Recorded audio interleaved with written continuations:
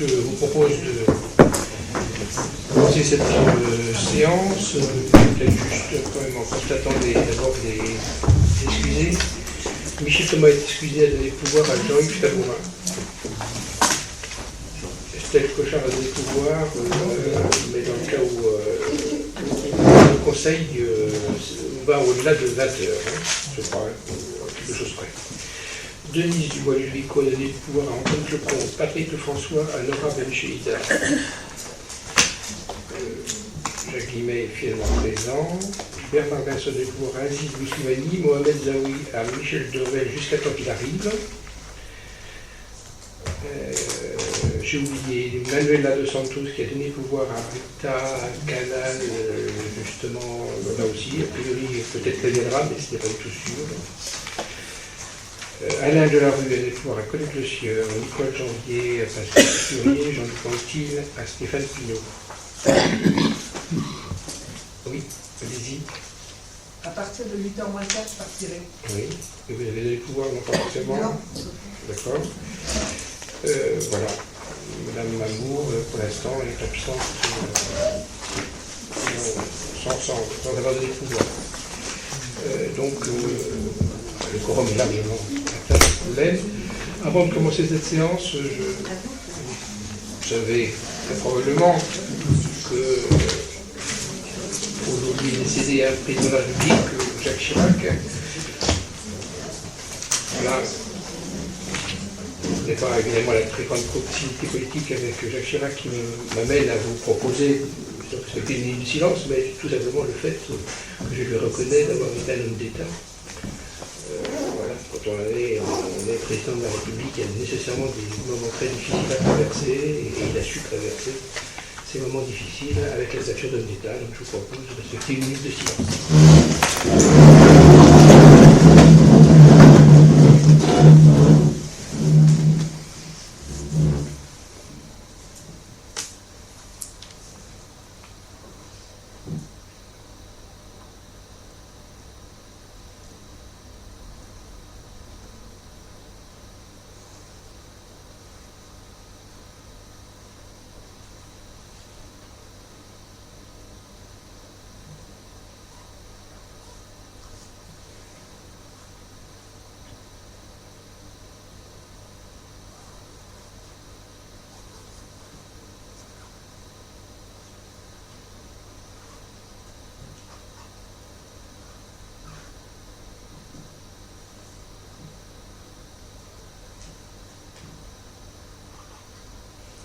Merci à vous.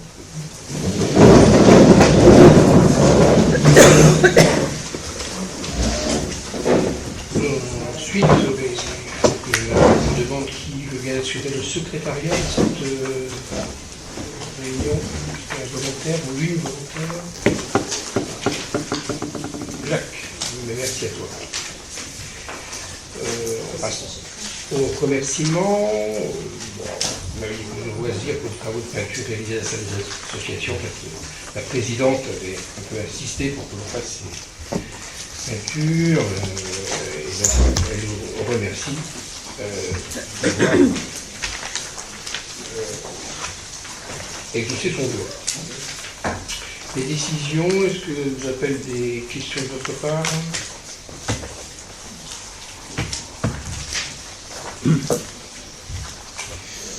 Une question avait été posée par Christian Cauchy.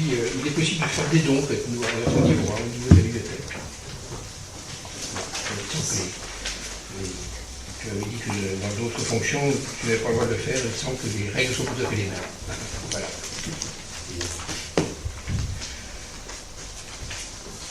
Pas de questions? Ensuite, le compte rendu. Est-ce que les appels de votre part des questions, remarques, suggestions, etc. Il semble que non. Je le mets au voix.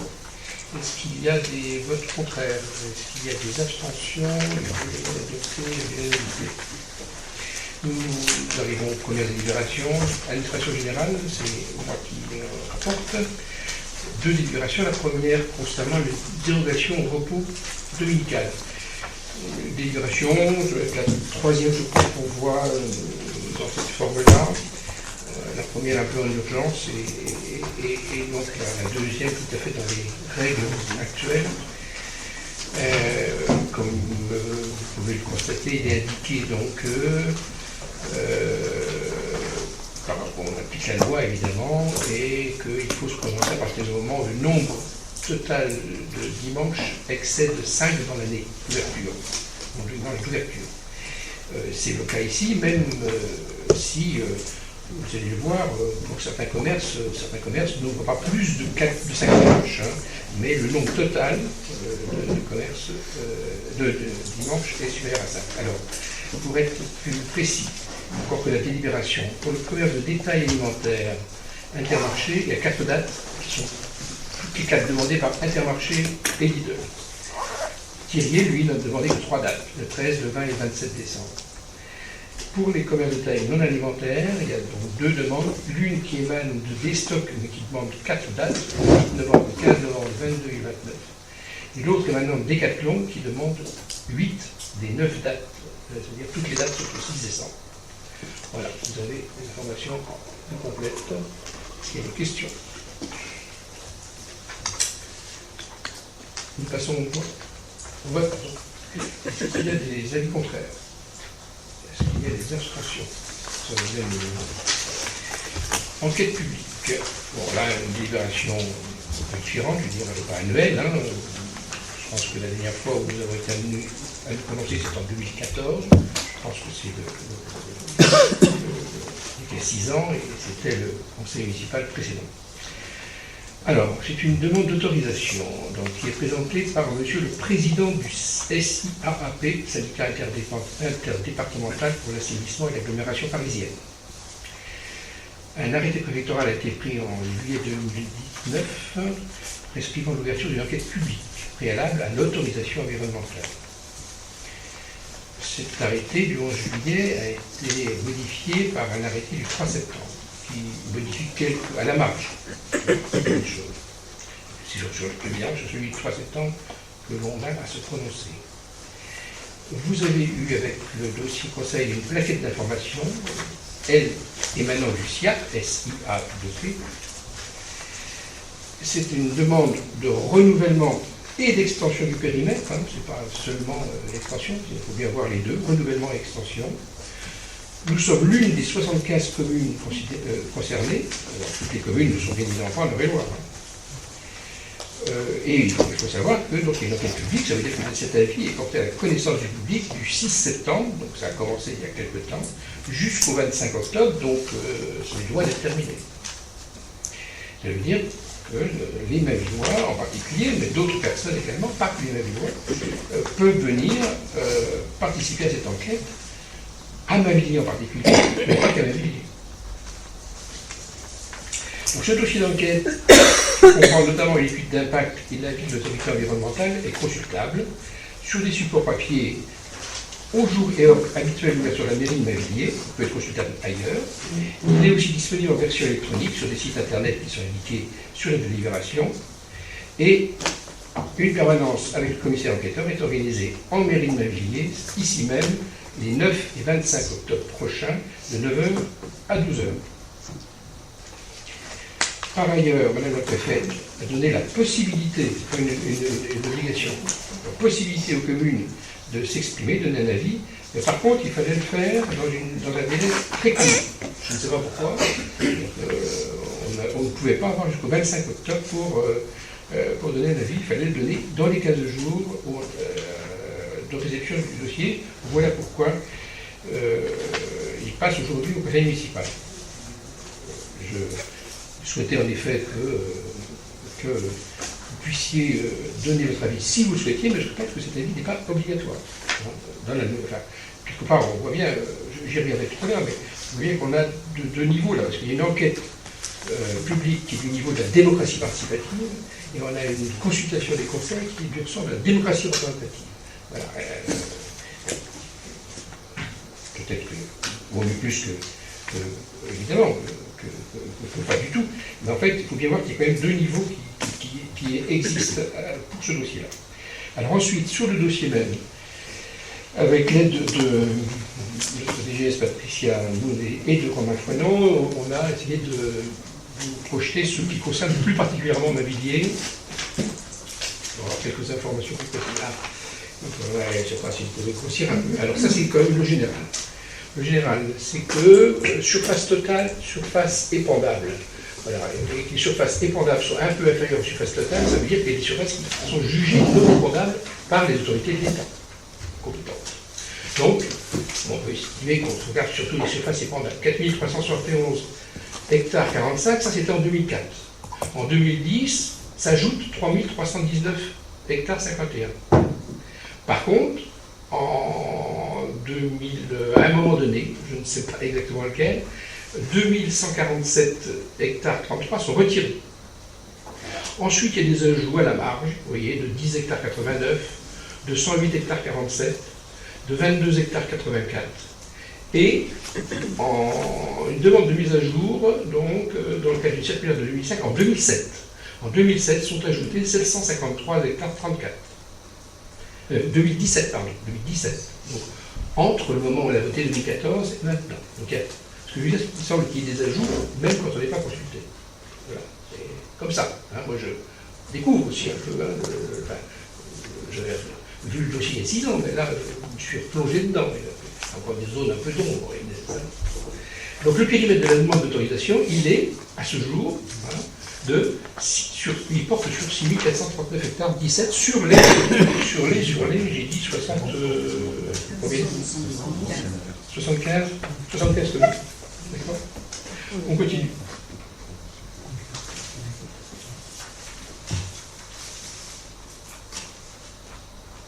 Alors là, on est sur Mavilliers.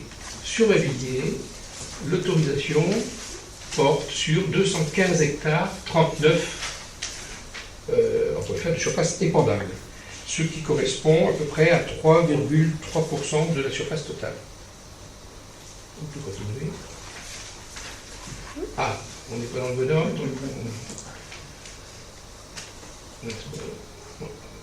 De traverser pour tout c'est pas facile.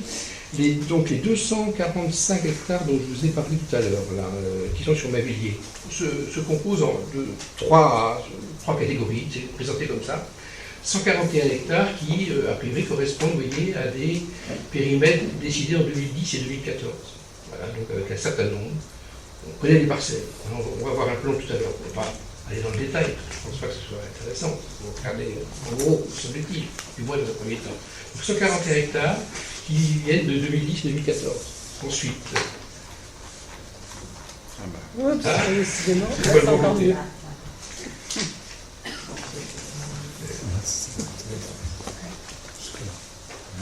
Il y a 42 hectares, je crois, ou 43 hectares, qui ont été a priori ajoutés en 2017. Et tout à l'heure, je vous ai fait allusion à un ajout de 700 hectares. Donc, voilà. Tu me fais tourner la tête. Et les ajouts pour cette année-là, en 2019, d'après ce que j'ai pu voir, sont ces deux ajouts-là de 31 hectares 34, correspondant à 2 parcelles. On va voir ensuite les agriculteurs concernés. Ici, donc là, on voit aussi dans ce document-là, dans cette feuille-là, qu'il y a un désistement. Donc il y a des gens qui sont partis.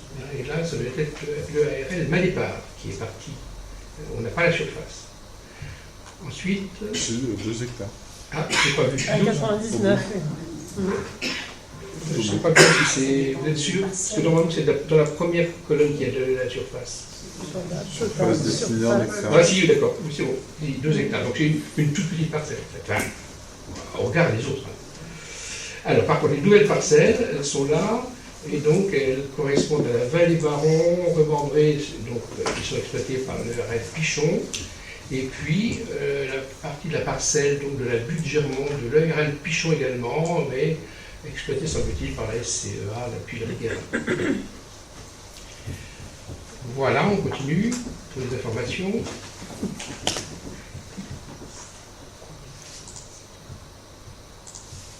Ici, donc, ce qui est important de voir, c'est qu'il y a donc des analyses qui sont faites, aussi bien quand les terres rentrent en épandage, c'est le cas ici, l'analyse de sol, que lorsqu'elles sortent. Donc là, il y a les deux analyses. Les analyses pour les deux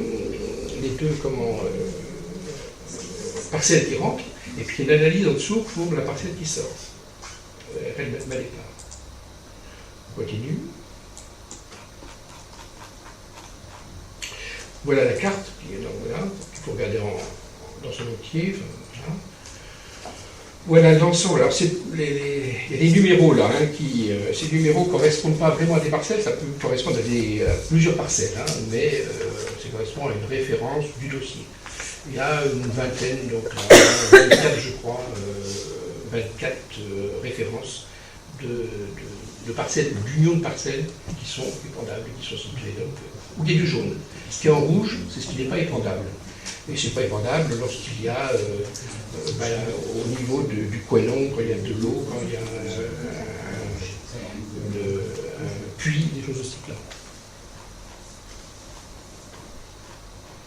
Et alors là, ça c'est plus technique, j'ai souhaité vous le montrer, mais je ne vais pas beaucoup vous le commenter. Là, c'est ce qu'on appelle, c'est marqué en haut, un mot que je ne connaissais pas, voilà, carte pédologique, qui veut dire que l'on s'intéresse à la constitution du sol. Donc il y a différentes couleurs, comme vous le voyez, et donc ces couleurs, voilà, en dessous, alors elles apparaissent ici, et il y a la légende qu'on a eu un peu de mal à trouver, mais le Romain a quand même trouvé, en cherchant bien, et que vous pourrez trouver sur le dossier, évidemment consultable par le public, si vous le souhaitez. Tout ce que je vous donne, c'est consultable par le public, c'est qu'une petite partie de ce qui est consultable par le public, d'accord ? Toute petite partie. D'accord ? Toute petite partie. Vous voyez, U1, donc sol de texture limoneuse à limono-argileuse, à charge forte, à cailloux siliceux, peu profond, fortement hydromorphe, taches, etc. Voilà.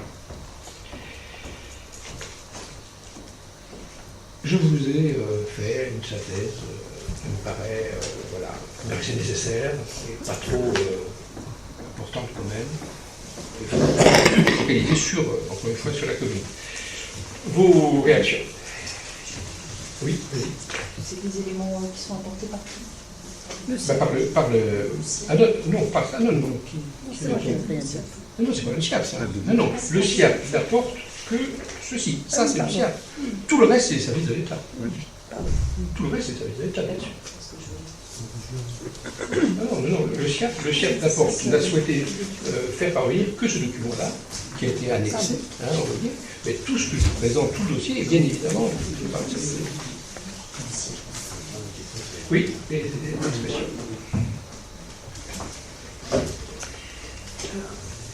Quel est l'avis des agriculteurs par rapport à ça? Est-ce qu'ils ont le choix de dire oui ou non? Parce qu'on a l'impression que c'est les services de l'État qui... Oui, ils peuvent dire oui ou non, bien sûr.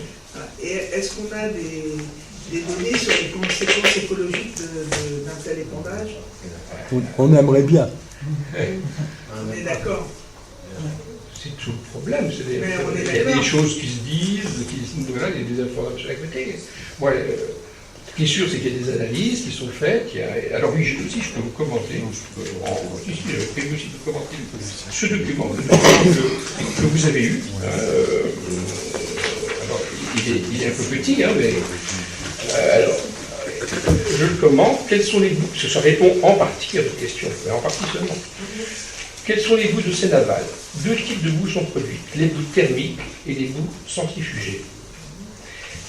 Et il est dit que l'usine Seine aval produit environ 100 000 tonnes de boue en matière brute par an, dont 90 000 tonnes de boue thermique.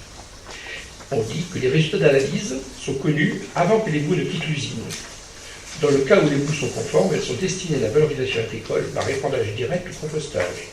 Les boues non conformes sont quant à elles dirigées vers une installation de stockage des déchets non dangereux. On vous dit plus bas qu'en matière de protection de la santé et de l'environnement, la réglementation en vigueur fixe des valeurs limites en éléments indésirables, éléments traces métalliques et composés traces organiques, à ne pas dépasser. Seuls les boues thermiques conformes à ces critères réglementaires peuvent être valorisés en agriculture. Ensuite, on dit pourquoi la valorisation agricole? C'est du fait de leur intérêt agronomique à la fois comme engrais, apport de phosphore et de soufre, et comme amendement, apport de matière organique et de calcium. La matière organique contribue à améliorer le fonctionnement biologique général du sol, sa structure en termes de porosité et d'aération, et sa capacité de rétention en eau. Quant au phosphore, il constitue un fertilisant dit de fond qui participe à la nutrition des cultures. Ensuite, chaque agriculteur reçoit toutes les informations concernant analyse de sol, quantité de fertilisants apportés par l'égout ou compost et compléments à prévoir en fonction des cultures semées. Chaque année, un programme prévisionnel d'épandage, un registre d'épandage et un bilan agronomique sont transmis aux administrations qui contrôlent la filière, DDT et ADT. Là, on vous dit que le SCIAP et son prestataire se sont également engagés dans une démarche de certification de service, CADICERT, obtenue en 2004. Que la certification a été renouvelée le 31 août 2017 pour une durée de 3 ans. On vous dit ensuite que cette démarche s'inscrit dans la démarche de développement durable et que le prestataire c'est SEDE Environnement. L'épandage d'égouts dans le département d'Eure-et-Loire, on vous donne la liste des arrêtés. On vous dit que l'instruction de la demande d'examen est faite par la DREAL, qu'elle a statué le 25 juillet 2017 sur la nécessité de réaliser une étude d'impact, que le dossier a fait l'objet d'une demande d'autorisation environnementale unique avec évaluation environnementale déposée en juin 2018. Et c'est ce dossier-là qui nous arrive maintenant, donc on voit que ce dossier a demandé à peu près 2 ans d'études au service de l'État. Ça a été confirmé à Romain Frenon qui a posé des questions suite à la réunion plénière. Romain a été en contact et a posé plusieurs questions et les services de l'État ont dit que c'était un travail excessivement fastidieux. Et ce qui fait justement que voilà, le dossier, la plutôt location a duré plutôt 10 ans, voire un peu plus que 6 ans, en raison de ce côté excessivement fastidieux. Je termine et je vous donne la parole. On vous dit qu'il y a une diminution régulière de la dose d'apport d'égout au cours des 10 dernières années, que le périmètre d'épandage a perdu environ 1900 hectares depuis 2014. Il y a donc une demande de renouvellement des parcelles de son périmètre d'épandage. Cette procédure permettra de compenser la perte de potentiel d'épandage. Voilà, je vous ai donné l'essentiel de ce qui est indiqué. Oui, allez-y. Alors, si jamais le conseil municipal va ce soir décider de voter contre, alors que, je trouve que c'est un petit peu... Et les agriculteurs ont donné leur aval. Si on vote contre, ça veut dire qu'ils n'auront pas l'épandage d'égout ou qu'ils auront pas l'épandage. Ce n'est qu'un avis, il faudrait qu'il y ait beaucoup de gens. Enfin, il faudrait que ça conduise, en fait, les autorités, enfin, le commissaire enquêteur éventuellement à mettre un avis défavorable, qui conduirait éventuellement l'État à effectivement émettre un avis défavorable à la demande. Mais c'est comme procédure de la République. Hein. D'accord. Oui, Sylvie ? Tu penses à prendre un micro ? En dehors d'un éventuel, je dis bien éventuel, intérêt pour leur terre, est-ce qu'ils sont indemnisés ou pas les agriculteurs? Parce que c'est gratuit. 300 euros. 300 euros. Oui. 300 euros. Ouais. De quoi donc? Ils sont indemnisés pour accepter 300 euros l'hectare. Donc c'est c'est pas une démarche gratuite. Ouais, je sais pas. Je répondrai non. Oui, oui, Jacques, oui. je confirme. Oui, vas-y. Oui, pour avoir suivi le dossier à un certain moment. D'accord. Effectivement, ils sont rémunérés comme si 60 euros pour l'hectare. Le problème qu'il y a, c'est qu'il faut comprendre que c'est que du bénévolat. Hein. Ils ne sont pas obligés de recevoir l'épandage. Et c'est très compliqué dans le sens que s'il y a des petites surfaces, il n'y aura pas d'épandage, parce qu'il faut un stockage et tout un système derrière, et qui fait que l'épandage ne se fera que sur des centaines et des centaines d'hectares. Il n'y aura pas d'épandage sur plus d'hectares. Ensuite, moi ce que je dis simplement, ça représente quand même sur ma vie que 3% de tout l'ensemble. Et la deuxième interrogation que j'ai, c'est que pour les connaître, hein, puisque j'ai des contacts avec eux, pour eux ils disent voilà, ça évite un pourcentage énorme d'engrais et ça évite un pourcentage énorme de produits pour traiter soit les cultures. Voilà, Estelle, la parole. Phytosanitaire. Après, ça prend le micro.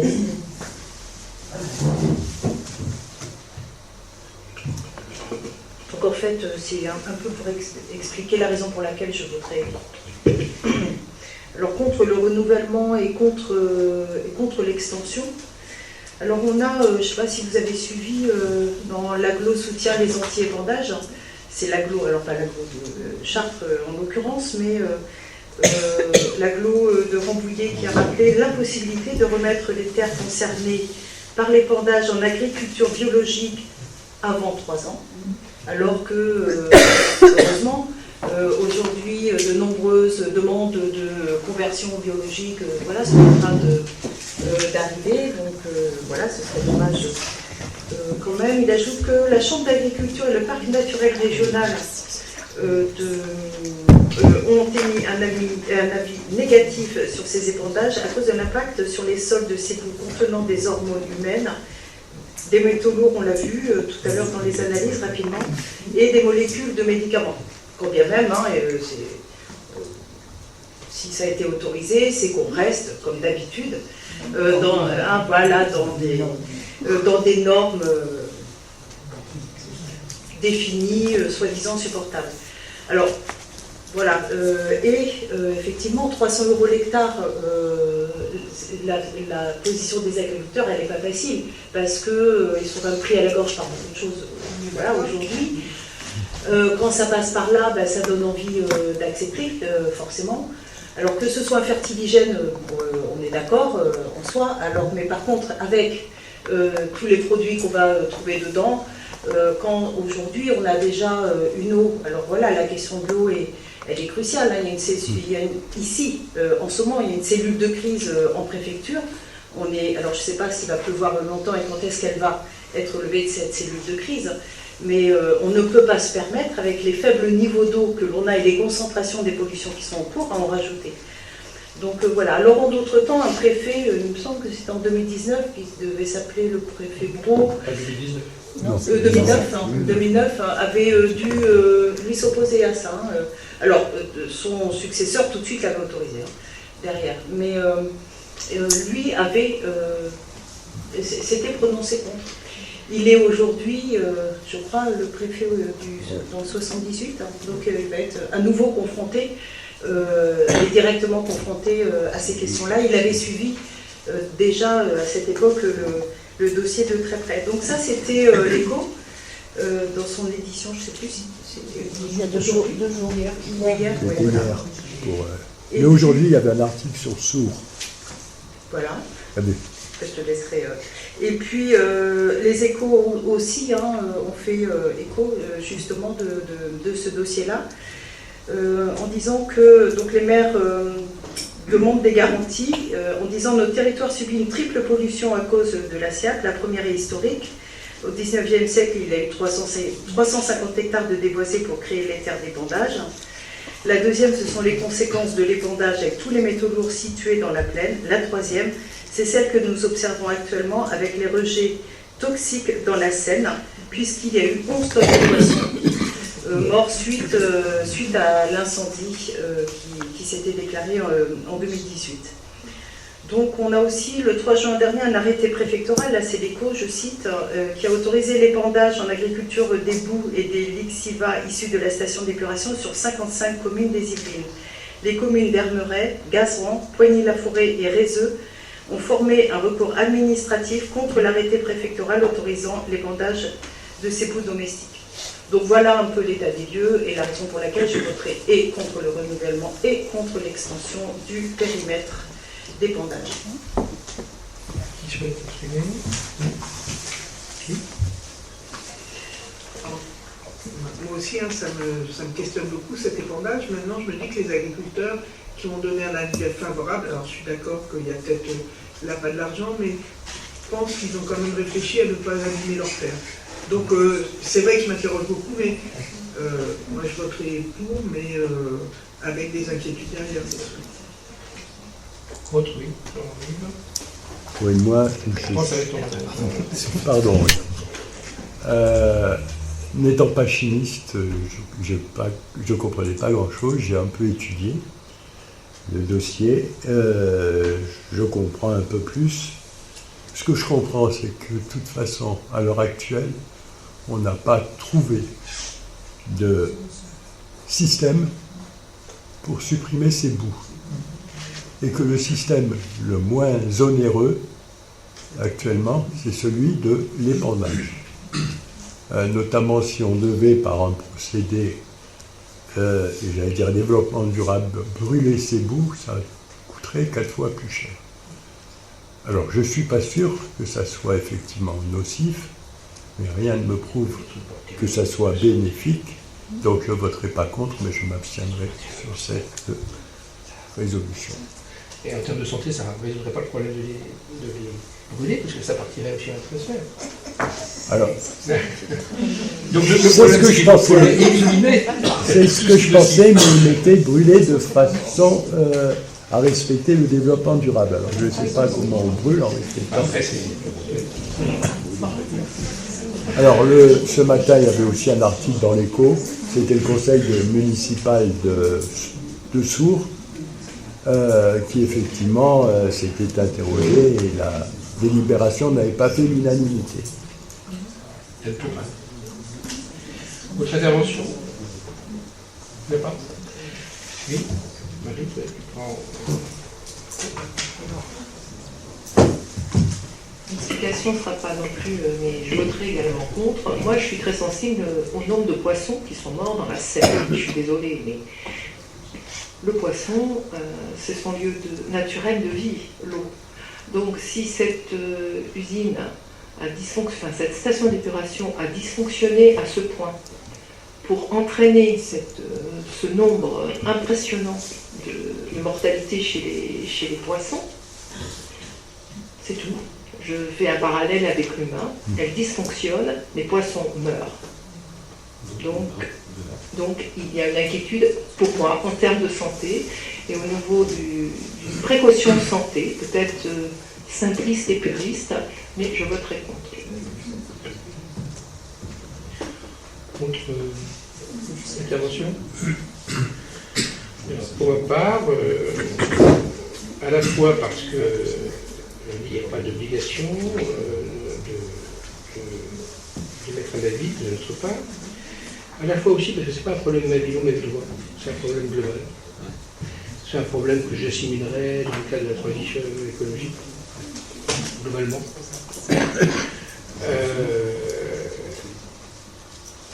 Et on voit bien que c'est complexe. Et cette complexité, parce que si on n'évolue pas, ça coûtera plus cher. Si ça coûte plus cher, ça coûtera plus cher aux agriculteurs, il faudra acheter des produits plus chers. Donc le consommateur, il aura peut-être la santé, mais il va y avoir mal, etc. Ce à quoi je veux en arriver, c'est que, comme pour la transition écologique, quand on bouleverse, on est à un moment où il y a des bouleversements à avoir de façon profonde, des caps à changer. Ces caps, on voit bien qu'ils ne pourront être acceptés que si les gens sont partie prenante. Et là, justement, on est dans le cas, je vous l'ai dit tout à l'heure, c'est une enquête publique. Et les gens peuvent avoir la parole. Donc moi, je ne me sens pas obligé en tant que représentant de ma loi qui nous avait dû de donner mon avis, qui sera que mon avis public. Par contre, j'incite tous les Navillois à venir participer à l'enquête publique. C'est-à-dire, et ce qui veut dire à se préoccuper du dossier et à donner leur avis. En gros, je suis en train de vous dire, mais ça ne vous aidera certainement pas pour ceux qui me connaissent, que la solution au problème qu'on connaît, elle est d'ordre démocratique. Il faut que tout le monde s'empare de ces problèmes-là. Et que ce n'est pas seulement aux représentants de donner une voix, parce qu'on ne sait pas bien si elle est bonne. C'est ensemble qu'on peut trouver une solution. Par la démocratie. Donc moi je ne participerai pas au vote. On peut voter? Oui, c'est pareil. Oui, non, mais je vais poser la question. Alors, qui émet un vote défavorable? Vous pensez au pouvoir, hein? Moi, je ne sais pas. On ne sait pas pour nous. Ah, ça, je suis d'accord, mais tu as le droit de faire. Voilà, tu fais comme tu veux. 1, 2, 3, 4, 5, 6, 7, 8, 9, 10, 11, 12, 13, 14, 15, 16, 17. 17, hein? Bon. J'en ai 16. 16. Alors, j'ai pu me tromper. On recommence. On recommence, désolé. On recommence.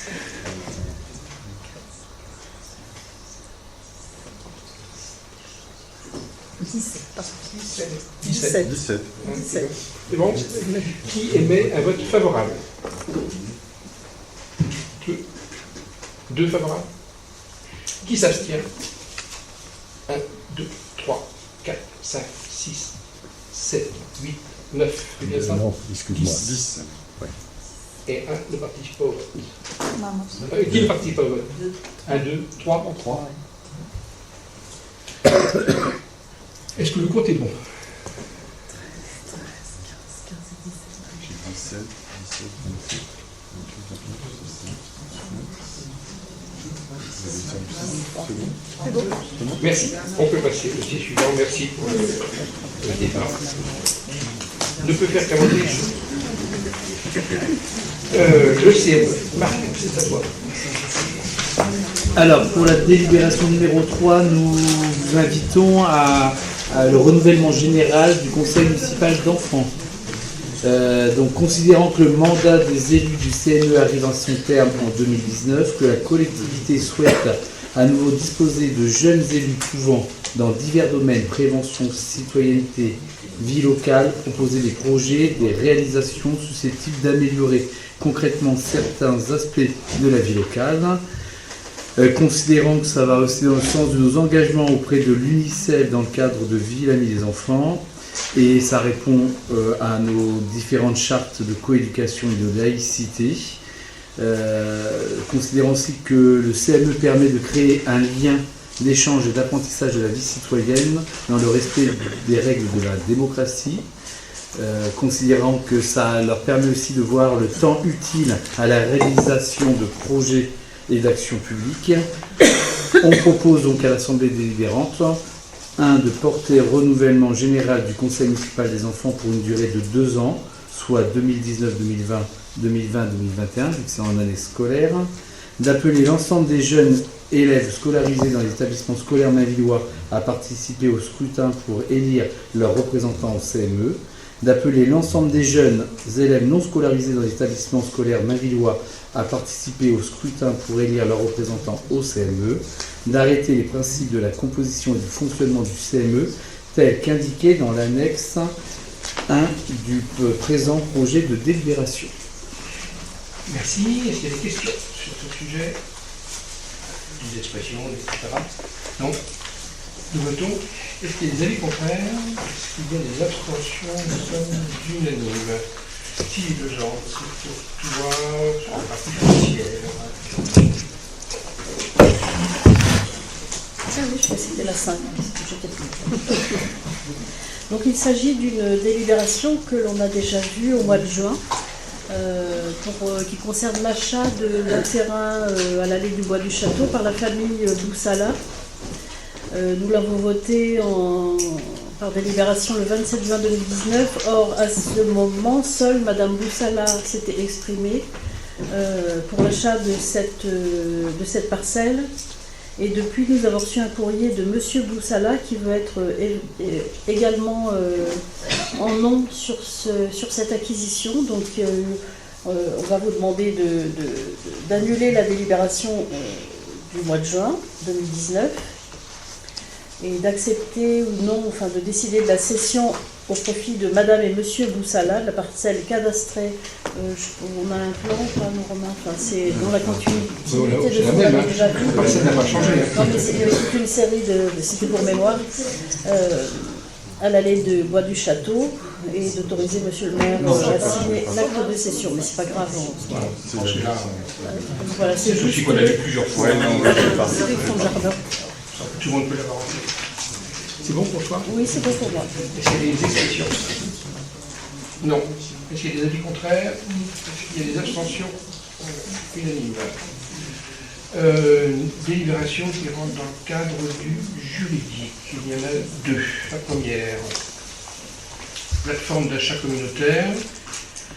Le 4 février 2016, il y a eu une approbation de la convention de partenariat en conseil municipal. Le bureau communautaire, ensuite, du 26 juin, a voté un avenant qui nous est présenté aujourd'hui. En fait, sur cette nouvelle plateforme, il y a la création d'une nouvelle adresse URL. Et ceci demande à ce qu'on prenne un avenant. Donc c'est très, très, purement administrative. Des questions? On peut voter. Est-ce qu'il y a des avis contraires? Est-ce qu'il y a des abstentions? Unanimité. DSP, délégation de service public pour le crématorium Jean Charpentier, rapport annuel 2018-2019. La commission ad hoc s'est réunie sous la présidence de Nicole Aubert, puisque moi j'étais empêché pour problème de santé. Donc il pourra intervenir si elle le souhaite, mais je présente une synthèse du rapport que vous avez reçu, qui est assez semblable à celui que l'on a tous les ans. Page 7, il y a le côté financier, on voit que le chiffre d'affaires, la crémation augmente de 4,7%, que les charges, elles, augmentent un peu plus de 8,8%, essentiellement sous l'effet des salaires qui augmentent de 12%, mais pas que. Et donc le niveau de déclaration, il est un peu en baisse de 1,7%, ainsi que le résultat net. Voilà pour le côté financier. J'ai rien d'autre à dire, mais encore une fois, Nicole complétera si elle le souhaite. Par contre, il me semble toujours intéressant de voir les informations à caractère général qui sont données dans ce rapport. Avec page 13, l'avancée en âge des baby-boomers entraîne une hausse du nombre des décès, ainsi que la grippe hivernale du décembre 2017 et l'épisode caniculaire de août 2018. L'espérance de vie des femmes est l'une des plus élevées de l'Union européenne, c'est la deuxième, je crois, après l'Espagne, même si elle a régressé légèrement cette année. Celle des hommes continue d'augmenter, mais reste assez nettement en dessous de celle des femmes, et on est en 9e position pour les hommes dans l'Union européenne. Un peu plus loin, on vous dit que le nombre de crémations est similaire entre 2017 et 2018, je passe 15-16.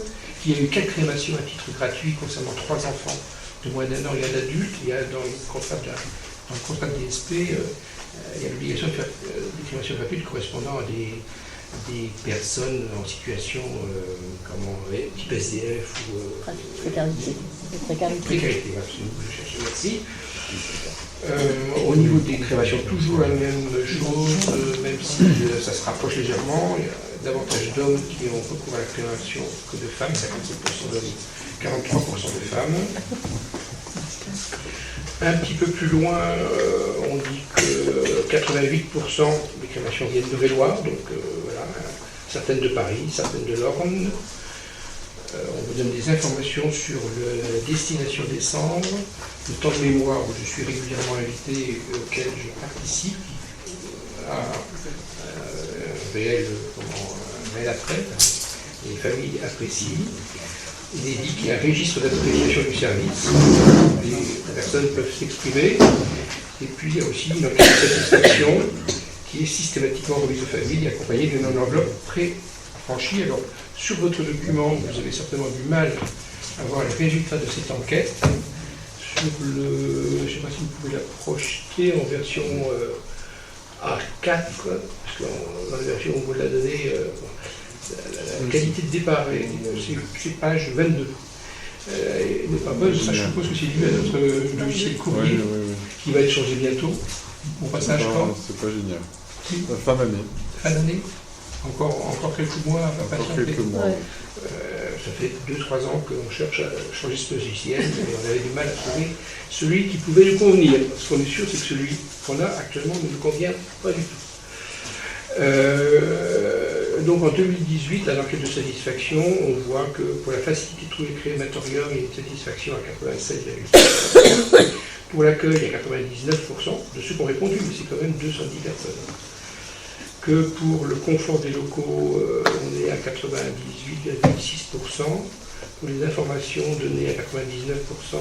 Pour l'hommage lors de la remise des cendres, 99%. Et pour l'accompagnement, à 100%. Bon, des chiffres très élevés. Je pense que ça ne va pas être contestable, mais voilà. C'est sur 210 documents remis. Vous, Nicole, est-ce que tu as quelque chose de plus à dire? Non. On a quand même... On pense à prendre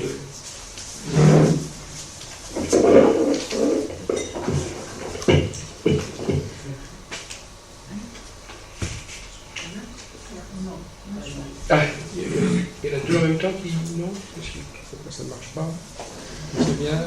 C'est peut-être pas branché ici. Sinon, on va brancher du coup à l'autre. Voilà.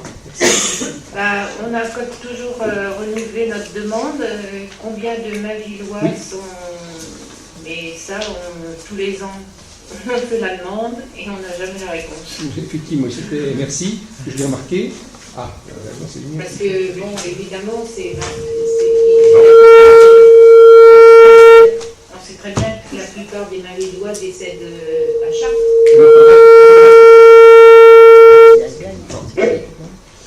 Vas-y.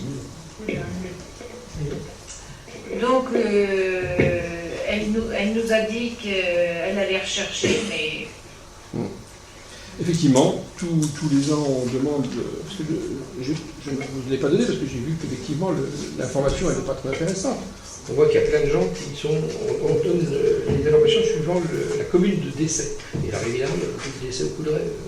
Voilà, donc on ne peut pas savoir vraiment d'où viennent les personnes. Donc ça fait 2-3 ans qu'on demande, effectivement, ils nous ont dit que l'année prochaine, c'est sûr. Bon, c'est vrai, sur ce point-là, on n'a pas de satisfaction.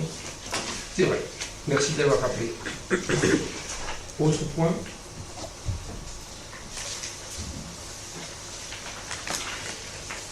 On prend acte, il n'y a pas de vote. Vous êtes d'accord? On passe au dossier suivant. Marie, c'est à toi. Il s'agit de la politique de la ville. Il y a normalement des autres prochaines. Sur le côté peut-être. Non, ben voilà, je vais l'éteindre, mais normalement ça devrait être. C'est sur le côté. Donc, les contrats villes ont été prolongés. Le gouvernement a décidé de prolonger les contrats de ville jusqu'à la fin du quinquennat, à savoir donc jusqu'en 2022. Mais cette mesure a dit qu'il fallait également que ces contrats de ville soient rénovés pour y intégrer les mesures de feuille de route qui ont été décidées en Conseil des ministres le 18 juillet 2018. Donc du coup, l'agglomération a revu son protocole et a établi un protocole d'engagement renforcé et réciproque. Donc le contrat de ville de l'agglomération s'est doté d'une méthodologie, elle existait déjà, mais des choses ont été revues, une nouvelle méthodologie a été définie, qui permet d'identifier conjointement les projets à accompagner de façon prioritaire. Des ateliers thématiques vont être mis en place très prochainement. Donc, sur les grands axes du contrat ville, le premier axe, atelier cadre de vie, rénovation urbaine. On nous rappelle que chaque métropole a mis en place la conférence intercommunale du logement, la convention cadre des attributions de logement, la convention intercommunale d'attribution, enfin il y a différentes choses qui ont pu être faites. On rappelle dans le document qui est joint les aides qui seront accordées au niveau des aides à la pierre pour la reconstruction. Et ça, c'est pour la partie habitat. Et l'atelier cadre de vie sera organisé le 5 novembre. Ensuite, l'atelier santé, dont l'objectif global, c'est la réduction des inégalités sociales et territoriales de santé. Donc lui, il est fixé au 26 novembre. L'atelier éducation, acquisition des savoirs de base et de parentalité, on nous rappelle que la lutte contre l'illettrisme est une priorité nationale. Et on nous dit également, on nous reprécise que l'accès aux pratiques sportives et de loisirs est un enjeu éducatif, au même titre que l'accompagnement scolaire des enfants fragilisés. Et cet atelier a lieu, je vous l'ai peut-être dit avant, en novembre. Ensuite, nous avons l'atelier emploi et insertion. Donc, il s'agit de favoriser l'accès à l'emploi, la montée en compétences, lever les freins à l'emploi, favoriser le développement et le recours aux outils d'insertion par l'activité économique, et favoriser le rapprochement entre les habitants et le monde de l'entreprise. Et cet atelier emploi aura lieu le 7 novembre.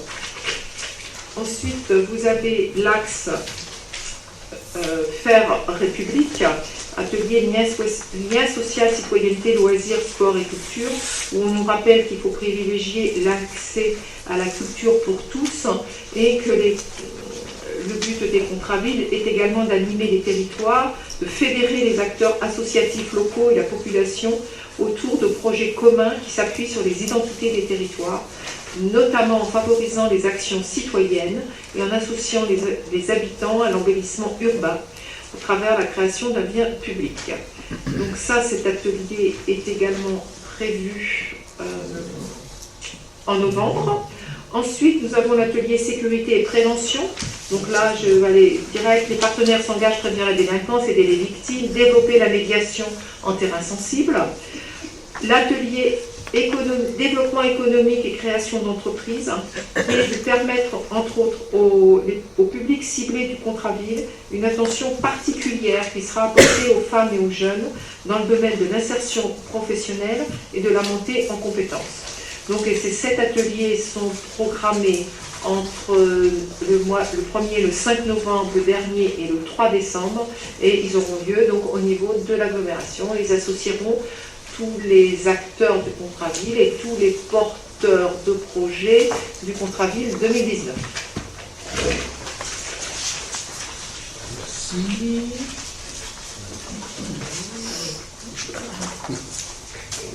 Les deux sont obligés ensemble, mais bon. Est-ce qu'il y a des interventions?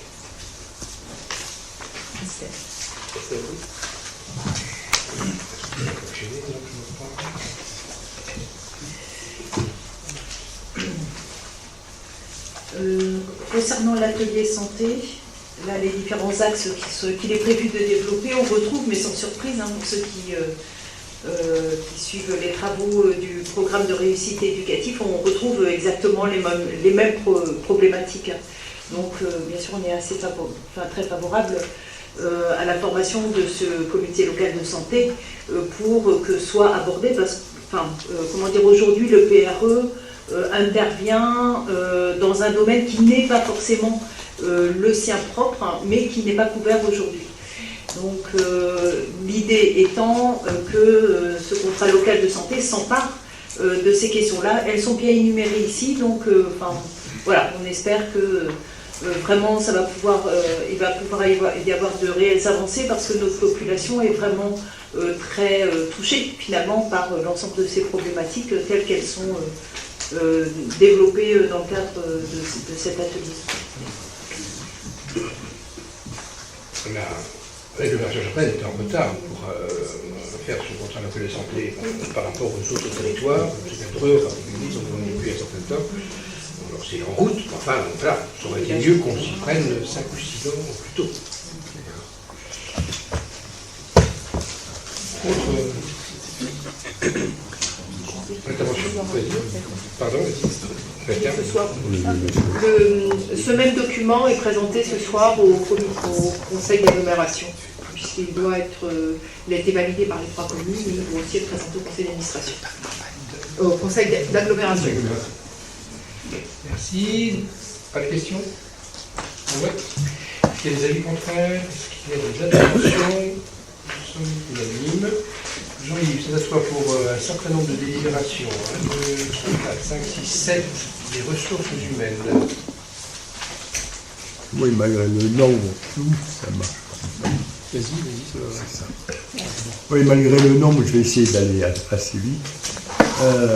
Pas parce que c'est pas intéressant, mais c'est que ma voix ne tiendra peut-être pas jusqu'au bout. Alors la première concerne les frais de déplacement du personnel.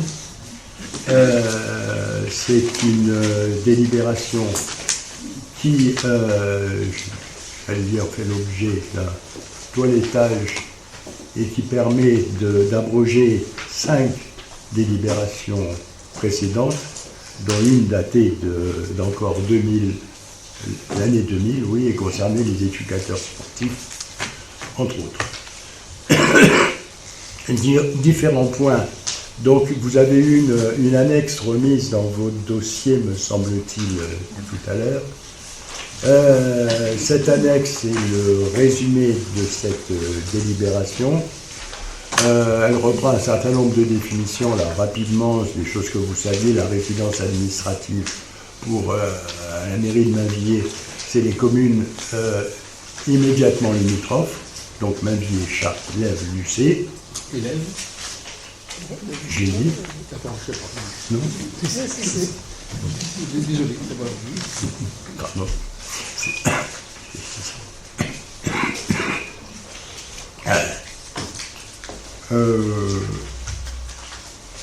Donc les déplacements, je précise la règle, hein, les déplacements à l'intérieur de la résidence administrative ne sont pas pris en charge.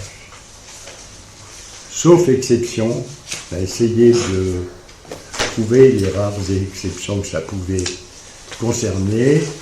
Il y en a une en tant que ressource et du chargé des ressources humaines qui me paraît particulièrement justifiée. C'est pour des formations qui ont lieu en intra. Effectivement, il est quelquefois utile que le groupe entier aille déjeuner ensemble. Quand ça se passe ici, le coup, c'est souvent ça se passe au foyer Marie-Hélène Foucault, voilà, je cherche le nom. Et dans ce cas-là, effectivement, sur la base du prix, ce sera remboursé. Donc, bien entendu, les déplacements domicile-travail sont exclus. Par contre, un certain nombre de personnes sont susceptibles d'utiliser leur voiture dans l'exercice de leurs fonctions. La liste a été faite, donc ça concerne les éducateurs sportifs, les animateurs, les responsables de sites scolaires, l'agent le PRE dont on parlait, de réussite éducative dont on parlait tout à l'heure, le responsable de la programmation culturelle et certains agents d'entretien des locaux, qui ont des sites quelquefois très éloignés les uns des autres. Donc, le remboursement des fonctions itinérantes est prévu par un texte qui prévoit un plafond de l'ordre de 210 €. Alors bien entendu, la fonction itinérante peut être très variable selon les personnes, et là encore, une étude assez fine a été faite pour adapter, dans le cadre de ce plafond de 210 €, le juste prix, j'allais dire, des déplacements.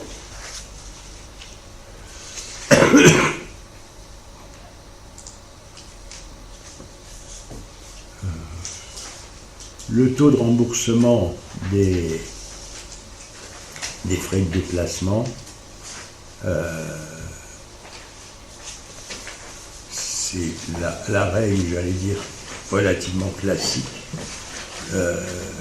qui est appliquée.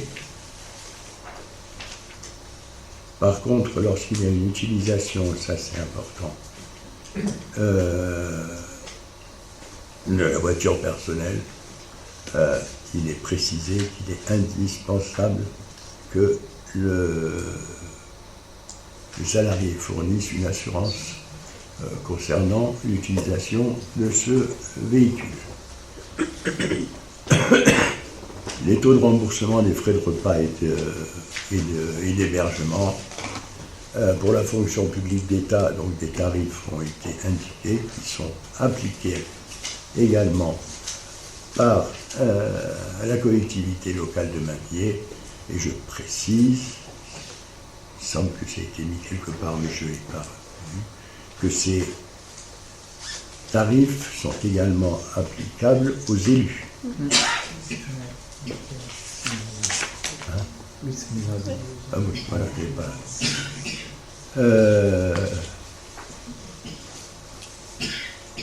Donc les chiffres vous sont donnés, les justificatifs.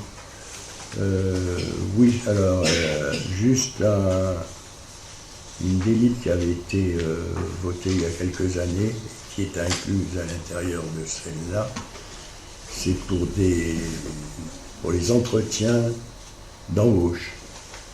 On convoque effectivement des personnes devant un jury qui est composé de techniciens et d'élus, 4 en général. Ces personnes viennent d'horizons très différents. En général, à l'issue du jury, une décision est prise. Ça vaut pour, j'allais dire, 80% des cas. En revanche, quelquefois, on est obligé de reconvoquer 1 à 2 personnes parce que, effectivement, il y a un doute ou les membres du jury ne sont pas tout à fait du même avis. Donc, en cas de voyage demandé par le jury une deuxième fois, les frais de déplacement du candidat seront pris en charge. Voilà ce toilettage concernant les frais de déplacement.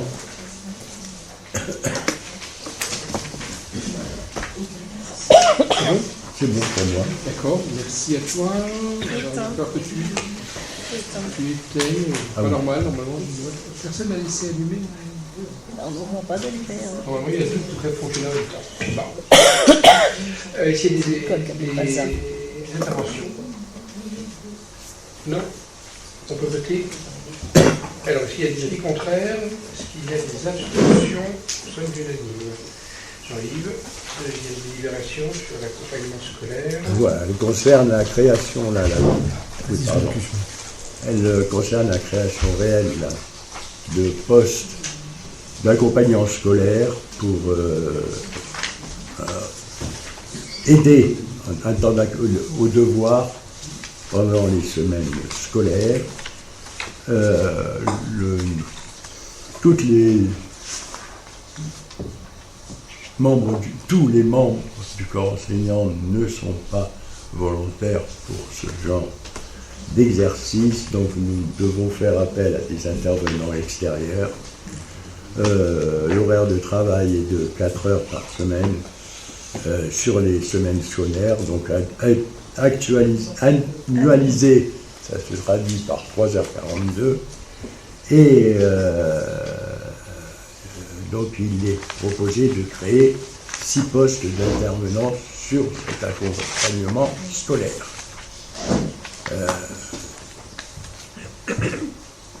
Donc là, c'est véritablement une création de poste. Mais en fait, c'est une délibération qu'on repasse, parce que je crois. Désolé, Jean-Yves, il faut que tu éteignes, il faut que j'allume. C'est pas pratique du tout. Donc oui, c'est une délibération qu'on repasse parce qu'il fallait, on n'avait pas indiqué l'annualisation. C'est bien ça? Ah, à cause des 3h42, on avait dû mettre 4 heures, et que la trésorerie c'est peut-être un problème de... C'est ça. Voilà, on a mis 4 heures et il nous manquait l'annualisation du temps de travail à 3h42. D'accord. Ok. C'est un sou. Mais bon, c'est comme ça, mais en même temps, ça paraît normal. On peut voter. Est-ce qu'il y a des avis contraires? Est-ce qu'il y a des abstentions? C'est unanime. Jean-Yves, de nouveau. Alors là, on va décider.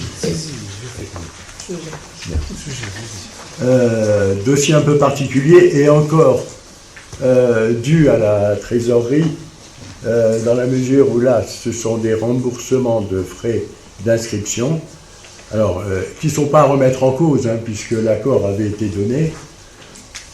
En revanche, compte tenu, si vous voulez, des délais, l'intéressé a dû faire l'avance de ses frais. Donc il s'agit de la rembourser. Et pour la rembourser, il faut, vis-à-vis de la trésorerie, il faut une délibération du Conseil. Donc c'est ce qu'on vous demande aujourd'hui, de prendre en charge, de donner l'autorisation, de ne pas remettre en cause, à la limite, la prise en charge, mais d'inscrire qu'effectivement, on peut la rembourser. Merci à toi, Jean-Yves.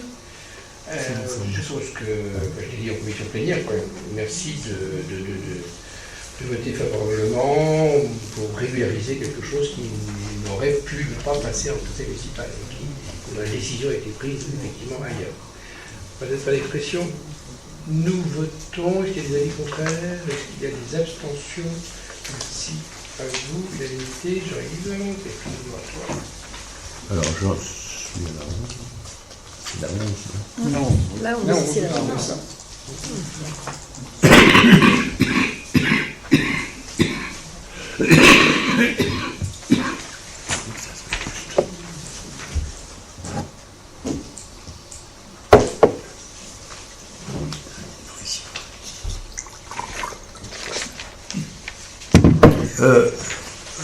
Rapidement, cette 11, elle concerne la municipalisation des services de la petite enfance et du foyer-restaurant.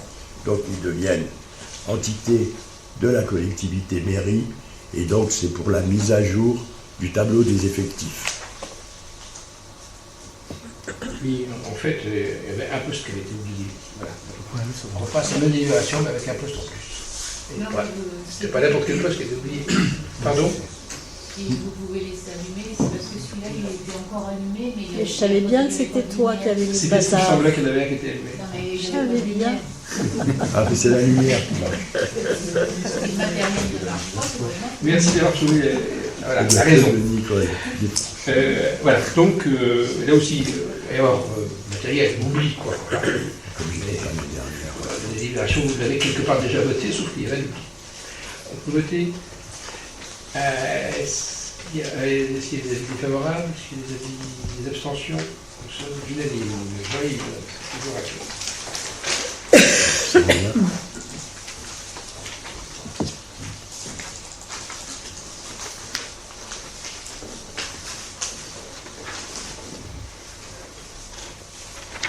Ah oui, c'est une délibération classique sur les avancements de grade, sachant qu'effectivement, on a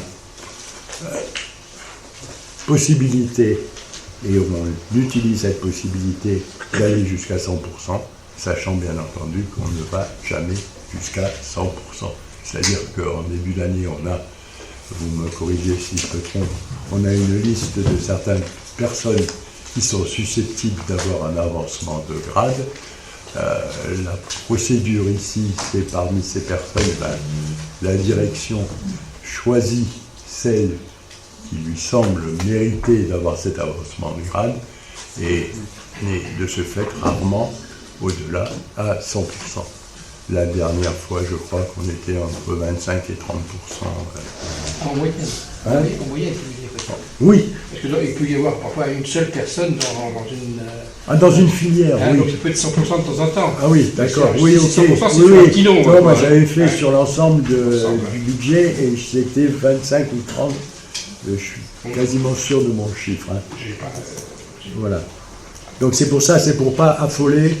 C'est pas parce que le conseil de gestion nous dira vous avez 80 personnes qui peuvent changer de grade que les 80 personnes passeront cette année-là. Voilà. Merci. En fait, il s'agit d'ajuster pour englober quelques nouveaux... voilà, ça carte de l'emploi. C'est ça. Dû à la municipalisation. Mais... Dû à la municipalisation. Oui, dû à... Oui. En tout cas, et l'assistance. C'est ça. Merci à toi, Patricia. Je peux voter. Est-ce qu'il y a des avis contraires? Est-ce qu'il y a des abstentions? Jean-Yves. Alors, création, là aussi, création d'un poste de coordonnateur animateur à la maison de projet. C'est dans le cadre de la mutation humanistique de Talmont et du centre-ville. La convention prévoit la mise en place d'une maison de projet et d'avoir dans cette maison de projet justement un animateur chargé de, j'allais dire, mettre de l'huile dans les rouages, de ce dossier. Donc en gros ça concerne des actions de communication, de concertation, de travail qui peut être fait avec les populations. Alors, on peut difficilement a priori estimer le temps de travail qui sera nécessaire au fonctionnement de cette maison de projet. Et on propose, pour éviter justement des erreurs au niveau du tableau effectif des emplois, c'est d'avoir un poste de contractuel à mi-temps qui nous permettra effectivement de plus facilement jauger l'envergure de la demande. Alors, il est proposé un poste à temps incomplet, donc de 17h30, c'est-à-dire en mi-temps.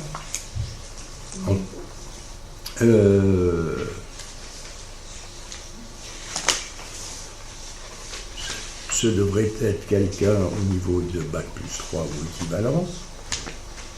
Même si on ne l'a pas indiqué pour éviter les... Voilà. Voilà. Mais- Oui, comme cette note a été plusieurs fois modifiée, je ne sais plus quel est le projet.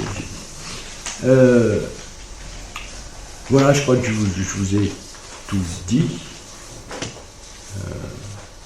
D'accord. Alors, c'est un mi-temps- J'espère vous avoir tout dit.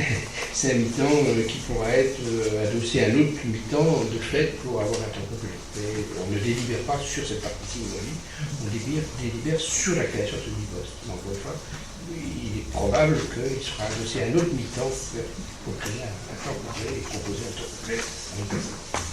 Et si je ne me trompe pas, ça nous est remboursé. Ça. Mais alors là, on a une partie qui nous est remboursée dans le cadre de un forfait. D'accord.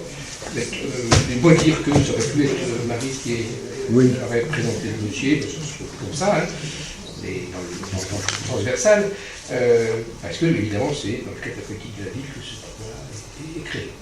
Alors, je vais dire un mot sur le profil, sur ce que fera la personne, etc. Enfin, c'est la vocation à faire. De toute façon, la maison du projet et la création de ce poste, ce sont des obligations dans le cadre de conventionnement avec l'État. Voilà. Puisque, j'ai déjà eu l'occasion de le dire, un programme de rénovation urbaine aujourd'hui accorde beaucoup plus de place aux habitants que les contrats précédents. Donc il faut, c'est dans ce but que cette maison du projet est créée. La personne qui va être là, je pense que dans un premier temps, son travail sera lié à la mémoire de quartier, puisque ça aussi, ça fait partie d'obligations au niveau de l'ANRU. Et donc, elle accompagnera un prestataire avec les habitants pour travailler sur la mémoire de quartier. Le travail de mémoire de quartier est quelque chose d'important pour permettre aux habitants de quitter leur quartier avec sérénité, j'ai envie de dire, et pour vraiment s'engager dans un autre cadre de vie. Voilà.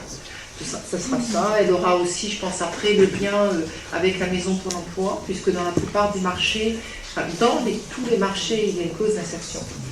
Et que les clauses d'insertion sont travaillées en lien avec la maison de l'emploi du Charles, puisqu'il s'agit que certaines personnes issues des quartiers prioritaires sont prioritaires pour travailler dans un certain nombre d'entreprises qui vont mener les travaux. Voilà. Ça, c'est quelque chose qui est maintenant étendu dans tous les programmes de rénovation urbaine et qui est assez complexe à mettre en place. Hein, parce que certaines entreprises ne sont pas tellement habituées à fonctionner ainsi. Et maintenant, c'est pendant un moment donné, c'était que les corps de métier qui avaient dit au bâtiment, par exemple, il y avait cette clause. Maintenant, elle est surtout tous les corps de métier.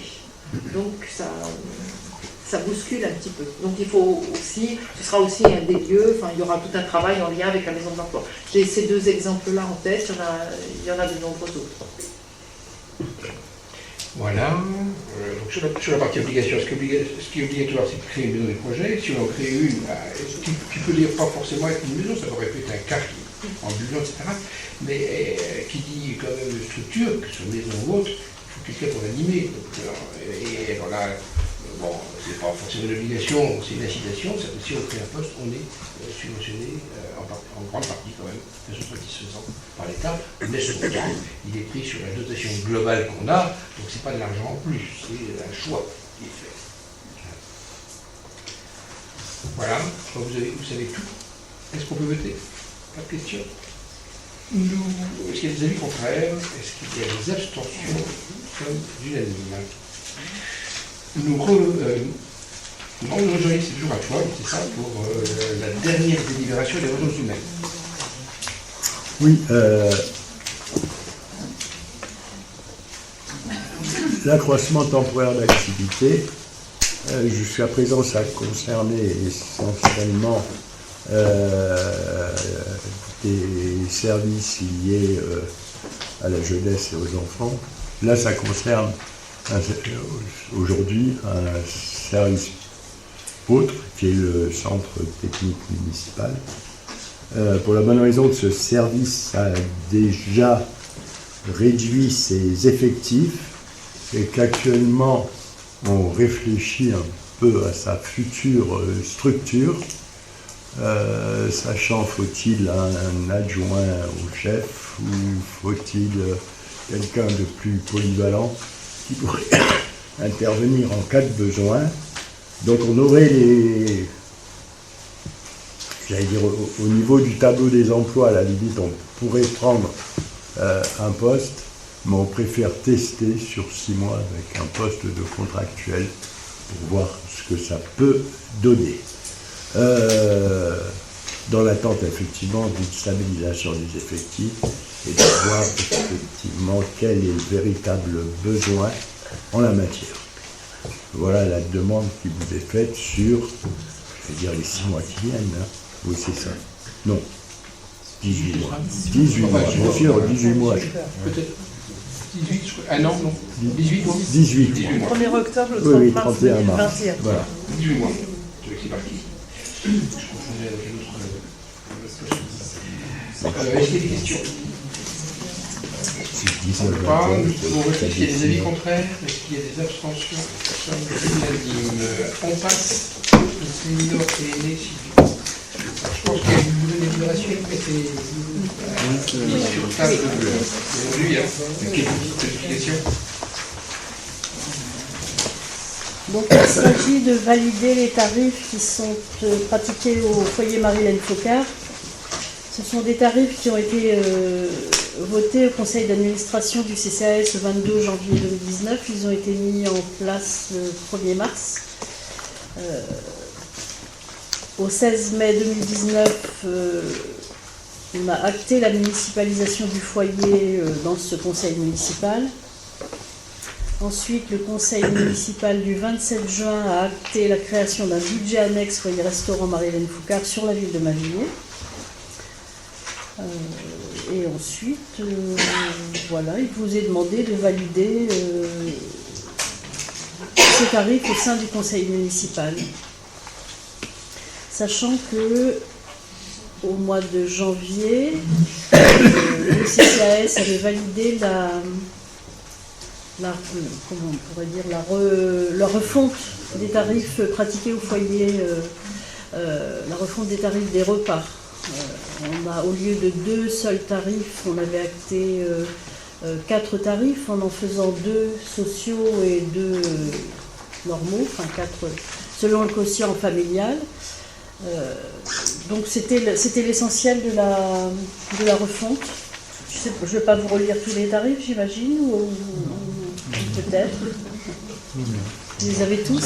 Sachant que l'ensemble des tarifs sont sociaux quand même, puisque la participation des usagers ne couvre que 50% en gros du coût.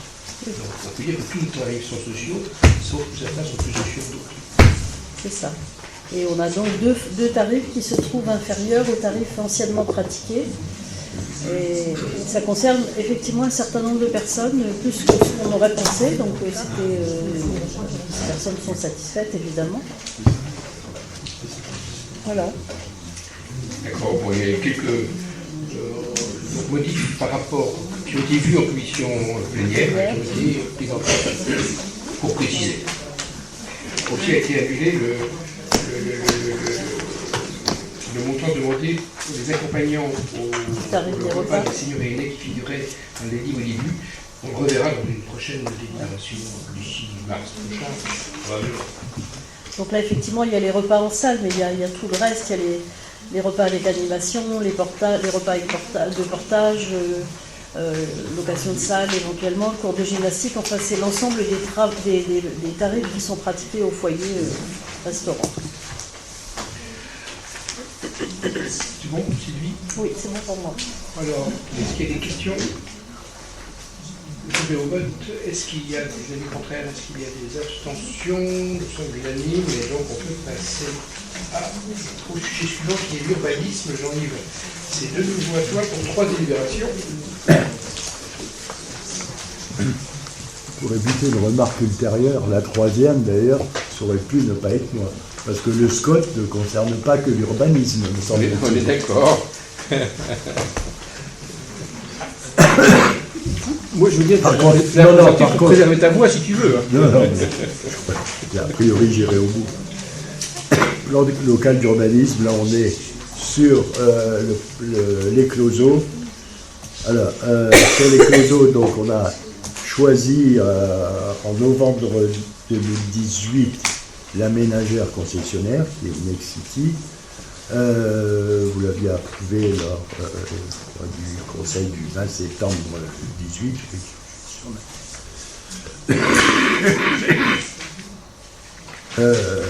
Donc il doit faire le dossier de réalisation et réaliser, et il est largement en cours, un cahier des prescriptions architecturales et paysagères, CPAP.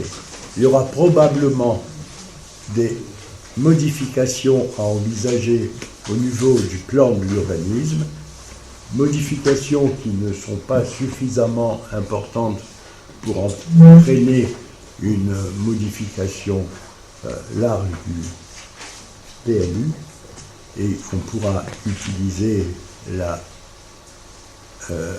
technique de modification simplifiée qui est beaucoup plus rapide. Donc là, ce qu'on vous demande aujourd'hui, c'est votre aval pour le lancement en fait de la procédure du projet de modification,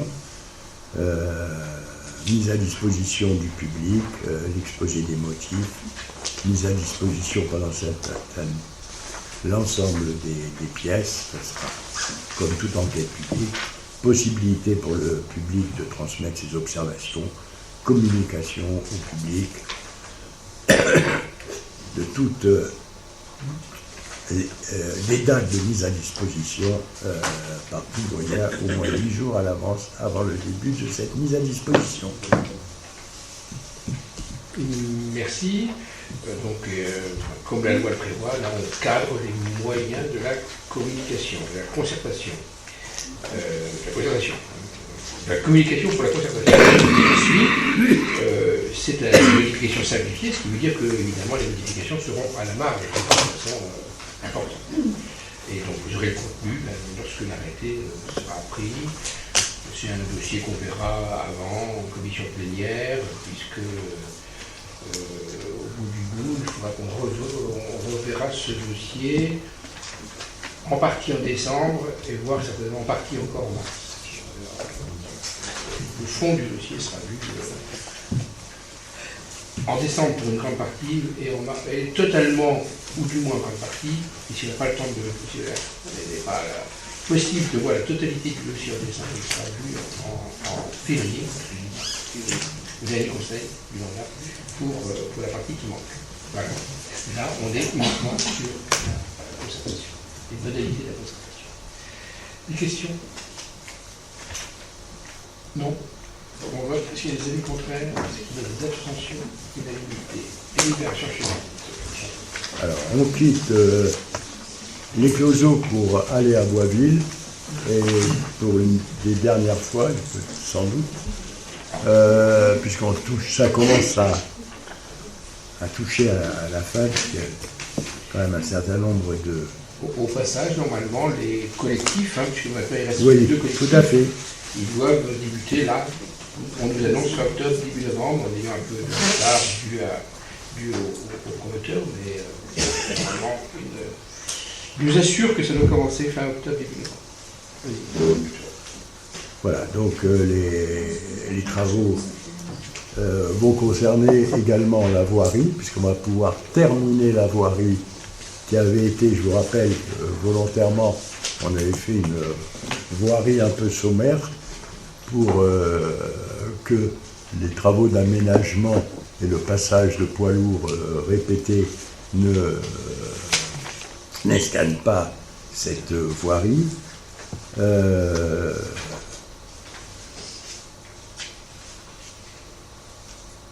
Donc la rue de Boisville va être ouverte partiellement, sauf pour les 2 immeubles concernés et dont les travaux doivent débuter prochainement. Donc les lots sont commercialisés pour les exercices précédents. Donc on avait les 45 lots à bâtir, les 29 logements sociaux, les 20 maisons de ville. En 2018, on a eu 2 immeubles collectifs et 12 maisons de ville.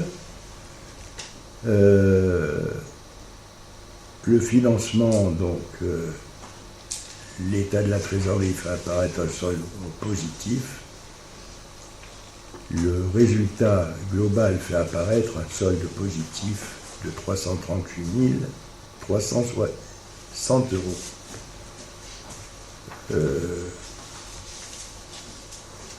Donc, il est proposé au Conseil d'approuver ce compte-rendu annuel d'aménagement, de la zone d'aménagement concerté de Boisville. Oui, c'est bien Boisville.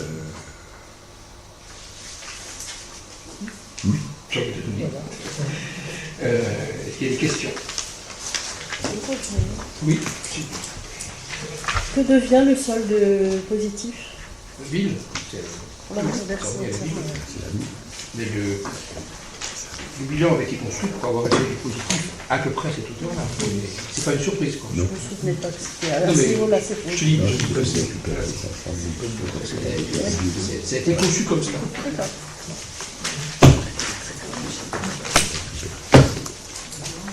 Est-ce qu'il y a des questions? Ce ne sera pas le même du tout la chose que nous autres. Il y a des choses qui se peuvent s'équilibrer. Non, j'en profite pour le dire. On va déduire que c'est tout le temps comme ça. Non, c'est pas tout le temps comme ça. Voilà. On peut voter. Est-ce qu'il y a des avis contraires? Est-ce qu'il y a des abstentions? Dernière délibération sur le SCOT, Jean-Yves. Oui, alors le SCOT, donc on a reçu le document qui fait plusieurs centaines de pages. Les services ont travaillé avec célérité pendant les vacances sur ce dossier et ont fait des observations qui ont été retenues par les élus et qui figurent dans la note. Demande de la commune avec ce qui concerne effectivement les dossiers en vue d'autres communes de l'agglomération chartraine.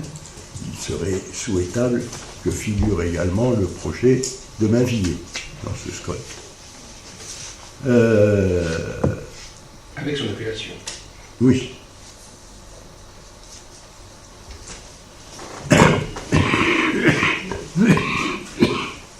De la même façon, parmi les projets de l'agglo, on pense que la future salle polyvalente à Mainvilliers peut avoir droit aussi à être citée dans ce document.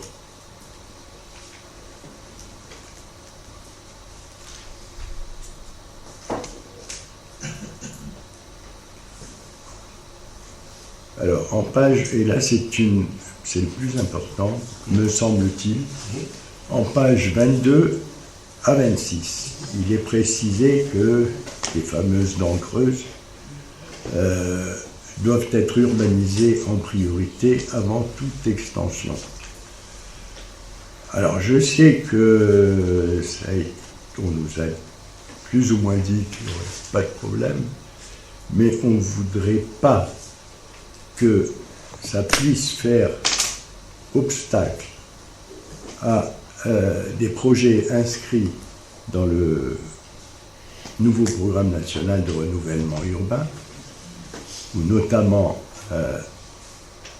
des zones nouvelles vont faire l'objet d'urbanisation, sans que peut-être l'ensemble des dents creuses ait été utilisé. Alors je dis ça pourquoi? C'est que, notamment c'est pour on pense à la Croix-Blanche, mais on pense également à ce qui s'est passé au précédent Scott, où effectivement on n'a pas pu suivre un projet urbain que la commune avait, parce que n'a pas eu le droit de dépasser la rocade. Voilà. Donc c'est une garantie, on préférerait que ça soit écrit, que notre demande soit écrite. C'est ça. Ça a bien été dit, mais ce n'est pas écrit, donc on demande à ce que ce soit écrit, pour éviter les ennuis. Est-ce qu'il y a des questions? Oui.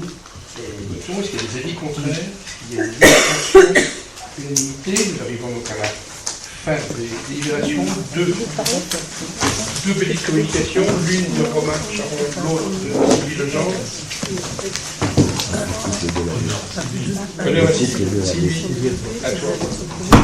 Communication. Oui, donc moi je voudrais vous inviter à, pour celles et ceux qui peuvent, à aller voir la conférence de Jérémy Pichon le 10 octobre à la salle des fêtes à 14h. C'est dans le cadre de la Semaine Bleue, dont le thème est « Pour une société respectueuse de la planète, ensemble agissons ». Et donc nous avons pensé qu'il était évident d'inviter Jérémy Pichon, qui est un spécialiste de la question, qui a écrit des bouquins avec sa femme, et qui présente toujours avec beaucoup d'humour le sujet. Moi je m'attends à quelque chose d'assez sympa. Voilà, donc il est nécessaire d'aller chercher des invitations gratuites au foyer, parce qu'on ne pourra pas dépasser un certain nombre de personnes, mais bon, il y a de la place pour l'instant. J'imagine qu'on vous accepterait quand même sans invitation écrite. Mais toujours est-il c'est quelqu'un qui a beaucoup baroudé et qui s'est rendu compte des problèmes de surconsommation et qui voudrait nous sensibiliser. À titre personnel, dans sa famille, ils sont passés de 350 kg de déchets par an à 1 kg, mais bon, je pense que c'est quand même une façon de voir les choses que, enfin, moi, j'ai même pas envie d'atteindre. Mais je pense que présenter de façon humoristique, ça peut être sympa, donc je vous invite à y participer. Il y aura un temps de conférence et un temps d'échange. Et voilà. Merci Sylvie. Romain, tu as donc le dernier mot. Okay. Deux derniers mots. Merci. Donc, voilà. La ville a le plaisir de vous inviter à deux premières. En fait, la première invitation concerne une manifestation sur l'Europi, d'ailleurs, s'il y a un U qui se prononce où. Et donc, l'Europi est une langue, c'est une synthèse des langues indo-européennes, réalisée par M. Joël Landais, un polyglotte de première catégorie, un personnage extraordinaire. Il y a une exposition en salle d'honneur concernant donc cette langue, un peu nouvelle. D'autre part, il y a une petite exposition d'objets au CSE. Et demain soir, à 18h, oui, en salle d'honneur, il y a un colloque animé par Joël Landais. C'est un personnage qui, à lui seul, mérite votre visite. C'est absolument extraordinaire. Voilà. Deuxième point, donc c'est aussi une première. Nous vous invitons aussi à l'ouverture de la saison culturelle qui aura lieu à la salle des fêtes à partir de 20h30. En suivant. Vous quittez la salle d'honneur, vous allez à la salle des fêtes. Voilà, vous ne changez pas de quartier en fait. Je ne change pas de quartier. Juste une place à traverser. Avec deux points forts, une rétrospective sur l'année qui s'est écoulée et une prospective sur les temps forts de septembre à février. Voilà. Merci. C'était le mot de la fin. Bonne fin de journée.